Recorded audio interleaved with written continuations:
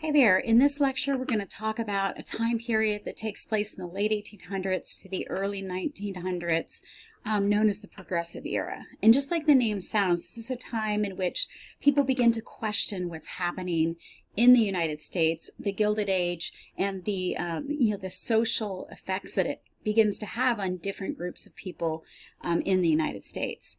So let's go ahead and get started. And we're going to break it up into two things, social and political. Okay. All right. So the term, just like I mentioned before, progressive literally means that there's significant changes. Okay. Business, society, and politics. One thing that we do see is we do see a lot of middle class educated women that lead the charge in many of these movements. Not all of them, but in many of the movements we see this, okay? And one of the reasons is because this was a space where, women that were educated weren't the top, 1% of the class, but were upper middle class, could make a difference in society, right? And it's a social space that they're welcome to because this is still very much a man's world. And we'll talk about like what's going on with women too at this time. Let me move myself out of the way here. Okay, so, and we've talked about this in the previous module, but just so we remember, essentially, this is a time in which the economy is absolutely booming and a time of urbanization, right? We see a movement from rural to urban. We do see people moving from, farms to factories, but the really big reason why you see massive urbanization was because of the amount of immigrants that come in at that time, right? And so we start to begin to see this. I'm going to keep on having to move myself out of the way, okay? We also see a whole market of people that businesses want to market to, right? So we also see quite a bit of change from the consumer point of view. All right, so what does this look like? For the very first time in the United States, we have department stores. This is something super unique, right? And instead of like having to go to little shops all around to get what you want, instead you go to one place, a department store. This is kind of like Macy's, JCPenney's of today, right? And so they're able to go into this in, some of the urban neighborhoods. For the very first time in the late 1800s, we see a mail order catalog called the Sears Roebuck Catalog. And actually, I think just a few years ago it went out of print. You can probably Google that and look at the year that was. It was pretty recently. But essentially, it was like an Amazon but in a printed book, right? And this was a really big deal because people that lived in the West were able to get a lot of those consumer goods that they couldn't get otherwise, right? So they would order something and when something would come on the train. It's not like overnight like Amazon, it would take weeks, obviously, but it was a really significant change in it. We also see people begin to enjoy leisure activities, and I'll move myself out of the way here again. Baseball becomes a sport, right? And we'll talk about that a little bit later. We see theaters, we see amusement parks, all kinds of things begin to happen at this time. Another thing that's really significant at this time is this belief in something called Fordism, okay? So just to put this in perspective, there were meat factories at the time that were using a rotating belt to, move the meat and take the meat off of it, okay? And Ford sees this and he decides that you could actually build a car using this thing called the assembly line, okay? And why does that matter? Well, let me give you some perspective on it. The car was created in the late 1800s, German invention, right? It comes over to the United States, but only the really wealthy could afford it, okay? 1908, the cost was $850. You can do like an inflation calculator online and figure out what that would be today, but it's a lot of money. Most people could not afford to have a car. So his thought is, I want to make a car that people on my factory line can afford, okay? So he uses this idea of the assembly line that really it takes place in meat factories, and he uses it and applies it to cars. And this actually makes it way more efficient. He creates that moving assembly line, and the Model T, take a look at this, goes from $850 in 1908 to 9 years later, $290, okay? That is a significant drop. And so this is a very significant thing at the time. So, and take a look at the production time from 9 hours to 1.5. That is significant, okay? He also was really progressive in the way that he looked at labor. He decided that, he would give good hours. They had a reduced hour day. It wasn't quite the 40-hour work week, but it was very close to that, where they give Saturday and Sundays off. At this time, Saturdays were a work day. Only Sundays were the day that you didn't have to work. Okay, so he raises the wages, and he does this all kind of voluntarily. So this was seen as very progressive thinking type of entrepreneur at the time. And we've talked about this quite a bit before, so I won't spend a whole lot of time, but this kind of gives you a good visual. And because even though we have these things that are coming about, consumer freedom, the Model T, all these great inventions that are coming about, we still see an enormous gap between the rich and the poor, right? The wealthy, an enormous gap. And so this is Cornelius Vanderbilt's mansion that was on Fifth Avenue down Millionaires Row. A couple miles south, 3 miles south, we see the tenements exist, okay? And like I've discussed before, there's no doubt that you could smell the tenements at this time, right? They didn't have indoor plumbing, so they would dump things off of the balconies. It would be in the street. It was a pretty disturbing thing, okay? And so we begin to see people speak out formally about these inequalities and things that they saw in society that didn't seem equal, that needed to be fixed, okay? And these people were nicknamed the muckrakers, okay? And where they get this term, interestingly enough, is Theodore Roosevelt, who becomes president in 1901 after McKinley is assassinated. He was a vice president, and we will talk about him here in just a little bit.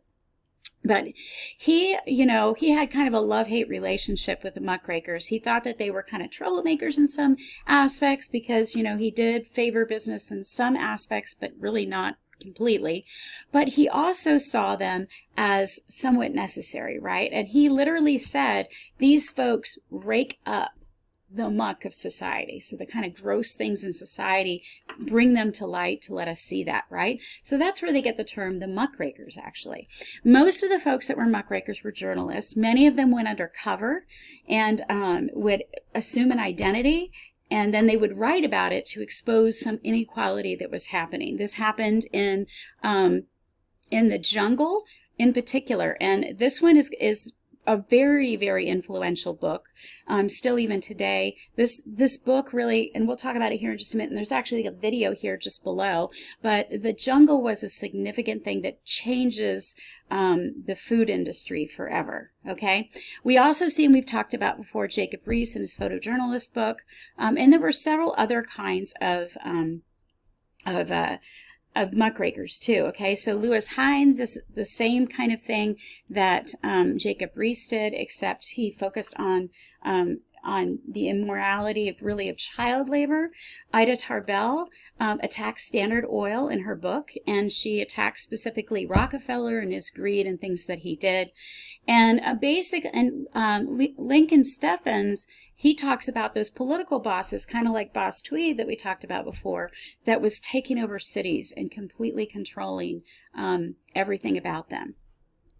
Okay, and so we'll kind of talk about The Jungle here in a little bit, and like I mentioned before, the video to it is below, okay?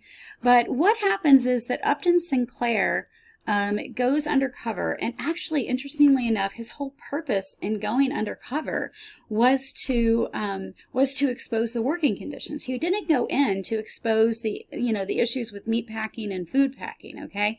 But that was like the unintended consequence of it, was that people are reading about this and they're less concerned about the worker safety, which today we look at this and we'd be like, oh my God, worker safety, right? But they're completely disgusted about what they're eating. Okay, and you can just read some of this stuff. A cartload after cartload would be taken and dumped into the hoppers from fresh meat and sent out to the public's breakfast, right? So this is chapter after chapter of things. Interestingly enough, my stepdaughter became a vegetarian in high school, and she still is today, after she read this book in English. So you can pause this and kind of read that if you'd like to. One thing too I'd like to point out, and again, this is in the video that I encourage you to watch just below, but his work, his muckraking work, Upton Sinclair's muckraking work, leads to FDR reading it in 1906. This was published, I think, in 1904. Actually, I think he wrote it in 1904. It was published in 1906. People are talking about it.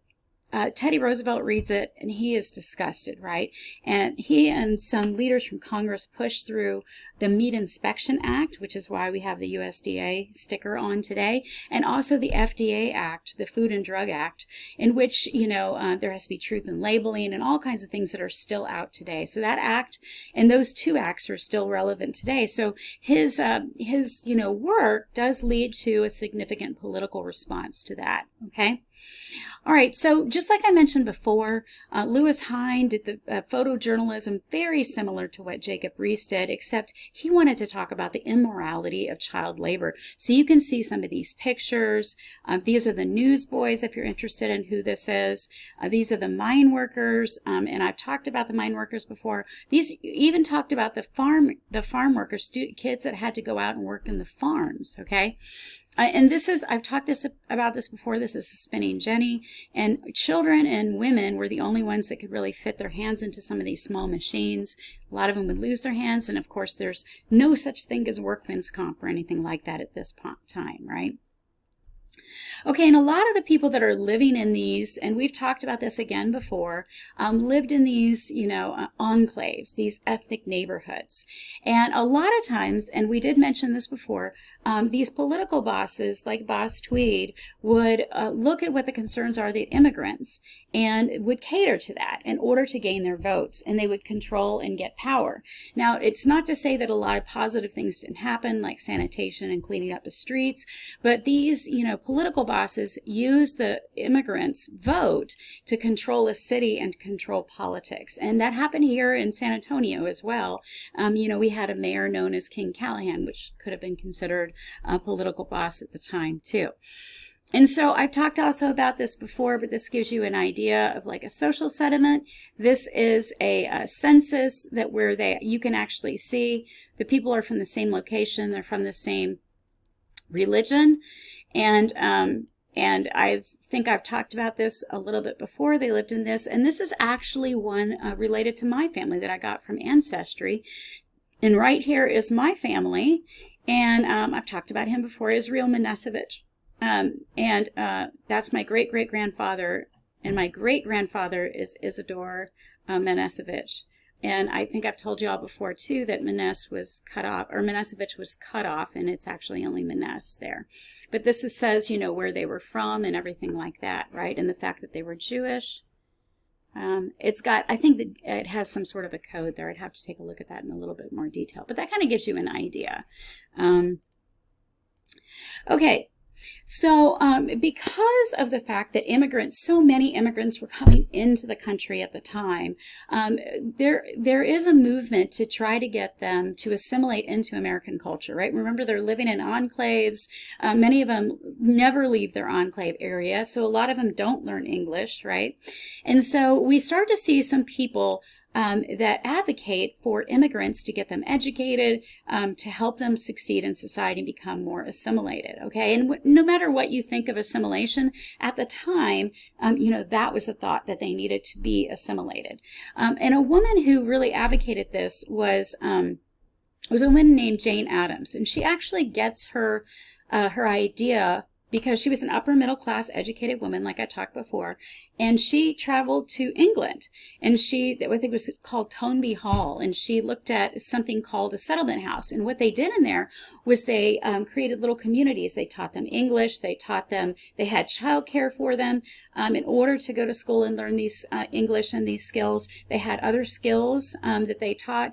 They brought the arts there.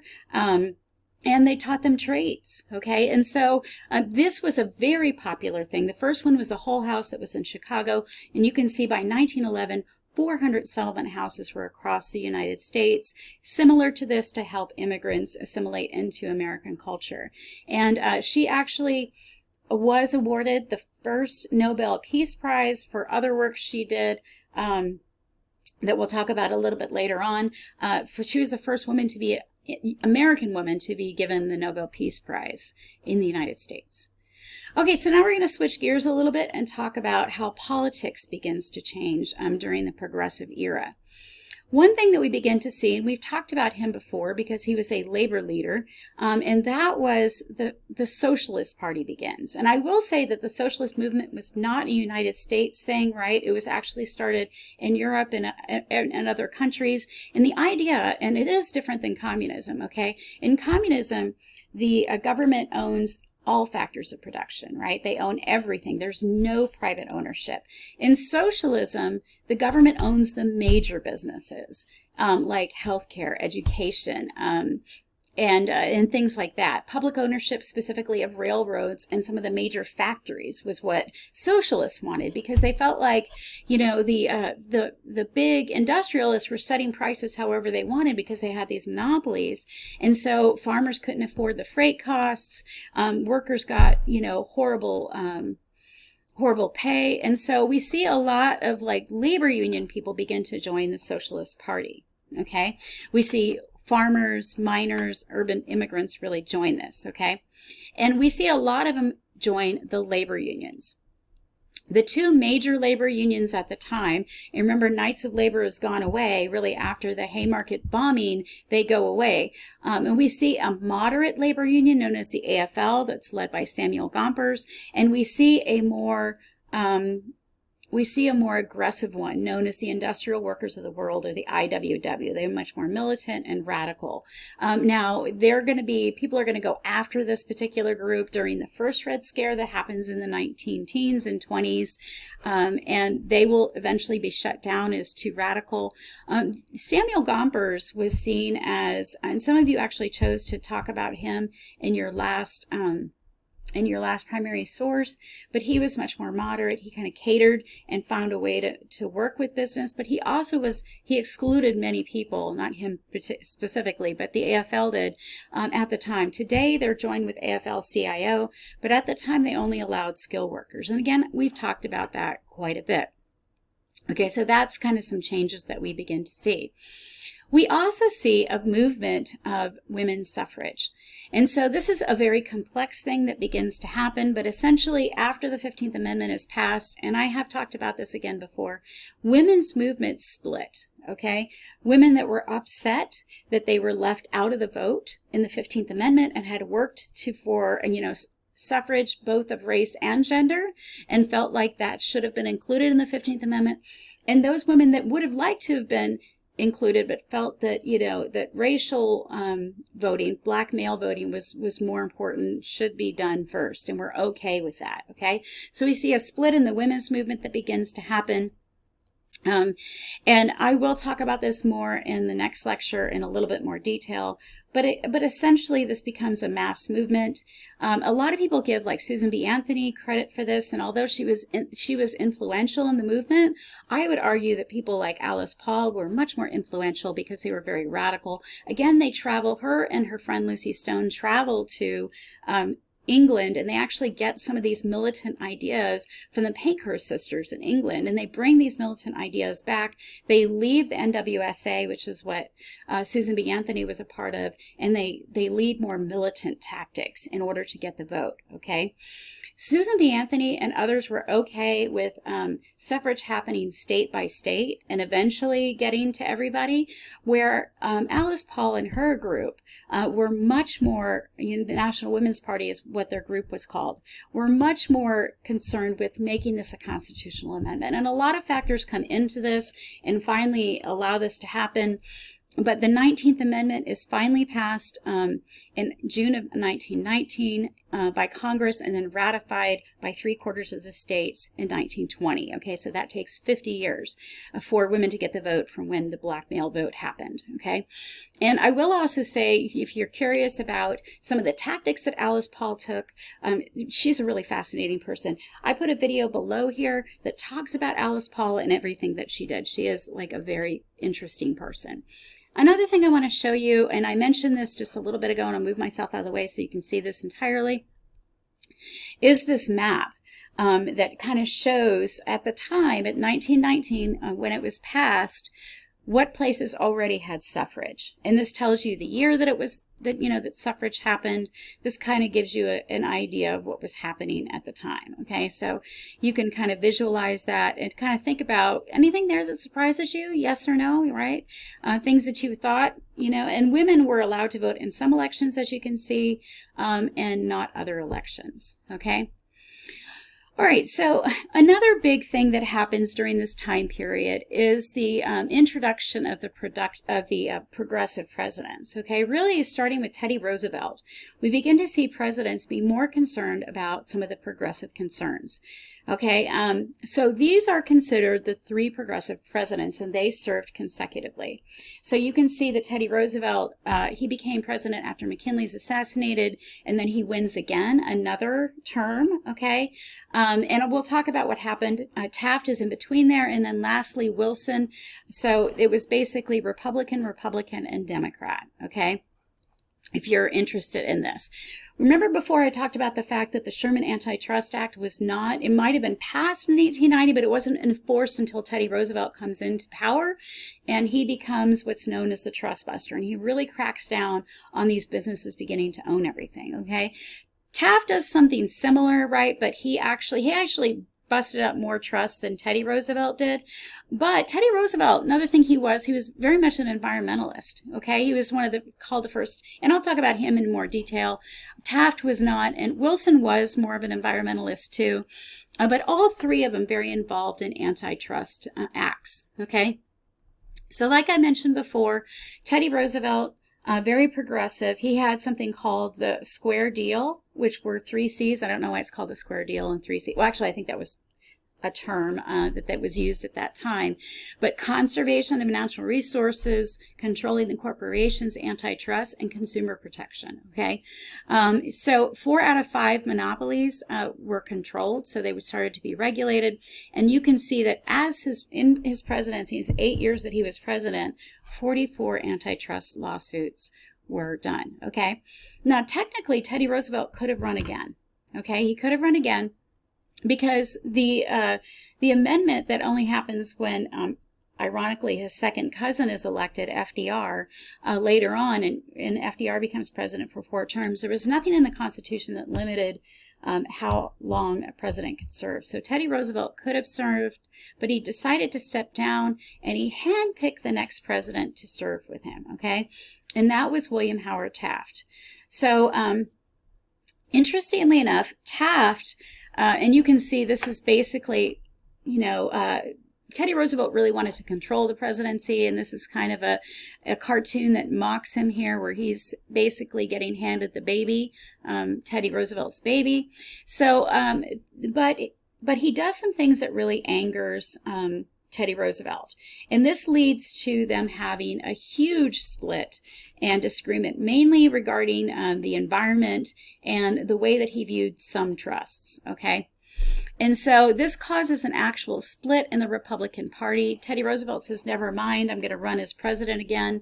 And there's this huge argument. The Republicans actually end up nominating Taft. So this causes Teddy Roosevelt to create his own party known as the Bull Moose Party. The Progressive Party is another name for it. And what they do, and you can imagine, and you can see it here, is that they literally split the vote. Okay, so when they had 2 major parties, Republican and Democrat. When you have a party that argues and splits, it splits the vote away. So what happens? Woodrow Wilson becomes president easily because this vote is split, and you can see this here. Okay, we will talk about Wilson quite a bit. The good, the bad, the ugly related to Wilson. He did a lot more antitrust reforms. There was a new act passed during his presidency called the Clayton Antitrust Act. And like I mentioned, he was an environmentalist too. He created the National Park System that is still today there in 1916. But there was also so he's president during World War I. Okay, and we'll talk about Wilson quite a bit. But I will say that there's also a very negative side of Wilson. He was very much a racist, and he was from the South. He was an academic, very intelligent, but he is the one that airs The Birth of a Nation in the White House. And so that'll be next time when we talk about World War I. We'll go into more depth on Wilson. Obviously some positive things that he does, but there is a very negative side that happens as well. Okay, that is it. I hope you've learned a lot, and be sure to watch the videos below.